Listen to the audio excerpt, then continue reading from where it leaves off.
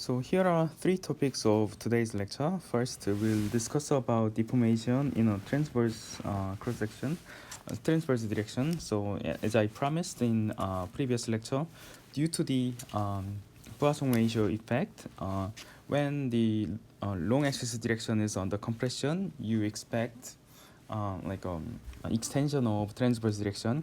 When long axis direction is under tension, you expect compression in transverse direction, and we'll discuss about the effect of such transverse deformation. And as a second topic, we'll discuss about bending of a member with complex geometry. In previous lecture, we considered a simple rectangular cross-section example, but today we will try to consider still symmetry, but rather complex geometry and its deformation under pure bending. And in addition to that, in addition to this complex geometry, we'll also discuss about like a composites. Okay, so suppose that you make a one cross-section with like a first material and second material. If you have a beam whose cross-section made out of like two different material, how we can obtain the bending deformation under the given external moment, and that will be our third topic of today. So let's begin from the first discussion, deformation in cross-section.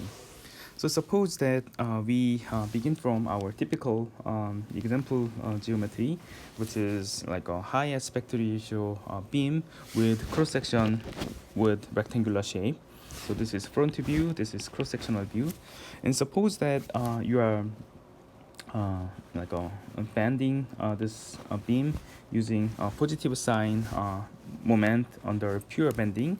And we can ask this kind of question like, what will be the deformation of cross-section? Is the originally rectangular cross-section remains as rectangular, or it remains as this shape, or it deforms into that shape?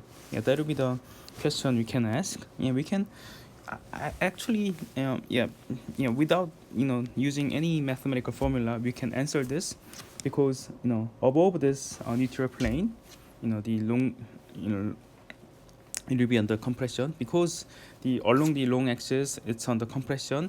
In the other direction, you expect like a expansion.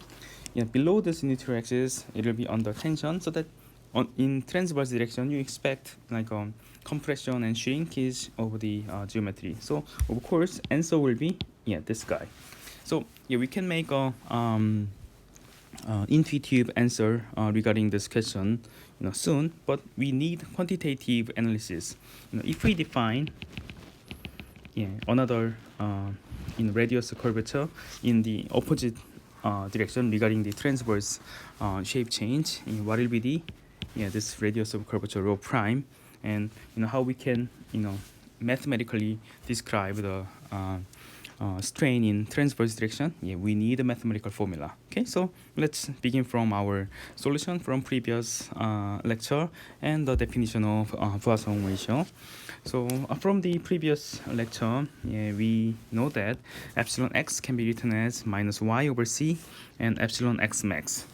Now, if you have this equation, we can obtain epsilon y and epsilon g by plugging epsilon x and definition of Poisson ratio. This is I just write down the definition of Poisson ratio, and if you plug in this definition and put this formula for epsilon x, you can obtain a mathematical formula for epsilon y and epsilon g, which turns out to be nu y over c epsilon x max. And typically nu is like between 0 and 0.3 for most material, and it can be 0.5 for rubbers.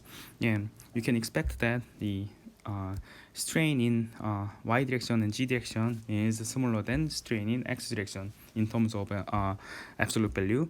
And another thing we have to see here is, due to this minus sign, you have opposite strain in transverse direction. So as I told you, which is, and our answer is this, and this is the I would say y g plane, and this is what you can expect. Okay, so for most material whose Poisson ratio is larger than 0, yeah, you're gonna expect this.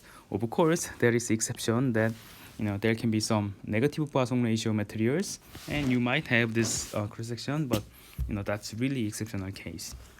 Now, having obtained this relationship, we already obtained for this guy as low.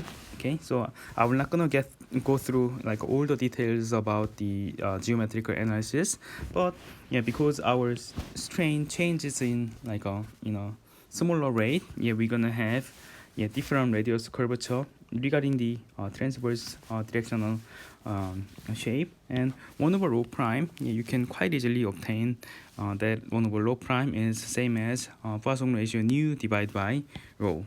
Okay, and we call this as anticlastic curvature radius.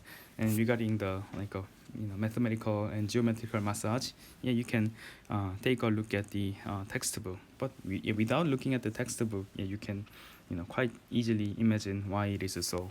Okay, so with that, let me finish my quick discussion on the first topic.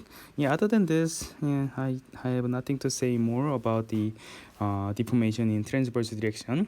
And let's begin a little bit more important and more difficult discussion in the second and third video.